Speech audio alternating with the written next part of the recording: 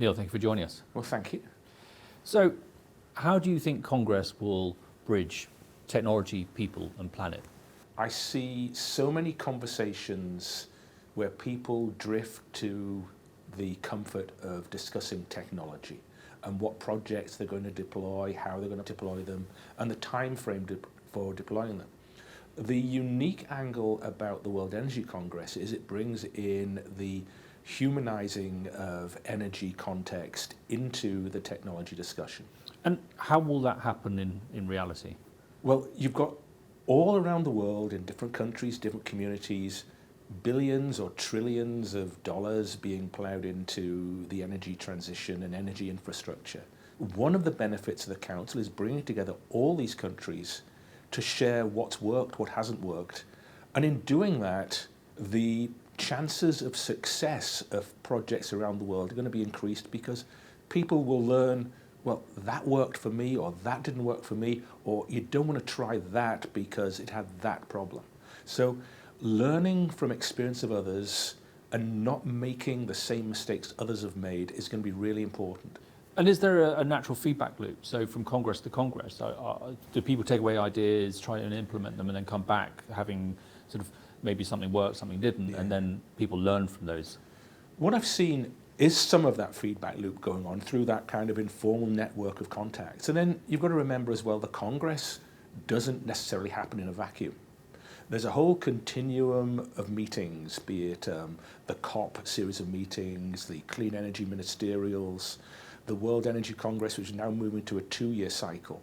So in many ways, all these meetings fit in a sequence where people come together and recalibrate, reconnect, and have conversations related to the context. So I can see as we get closer to 2030 and start focusing on 2050, that whole network of sharing will get stronger and stronger.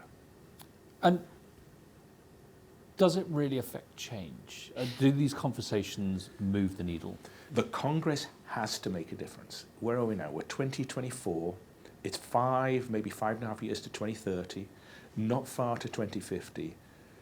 The time to stop talking has gone. We've now got to start doing. So the important thing about this Congress is it has to make a difference because the clock is running and we've talked for too long.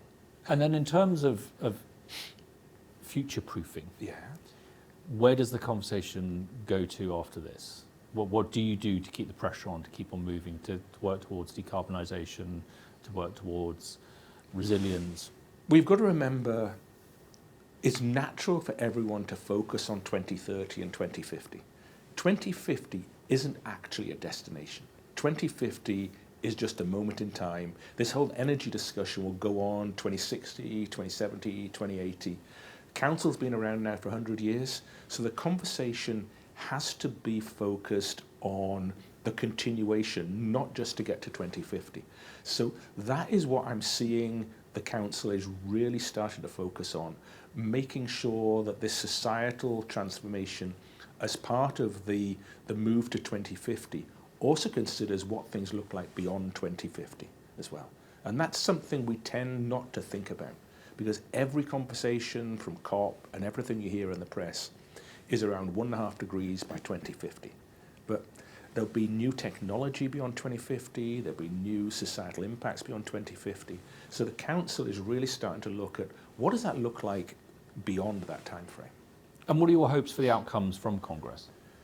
The outcome from Congress, I think, needs to be a commitment between the large stakeholders to learn from each other, keep connected, keep informing, keep sharing. And do you believe that the Council and Congress will help do that? It has to. Time's running out, it has to. And I'm very hopeful it will. Excellent. Neil, thank you for joining us. Thank you.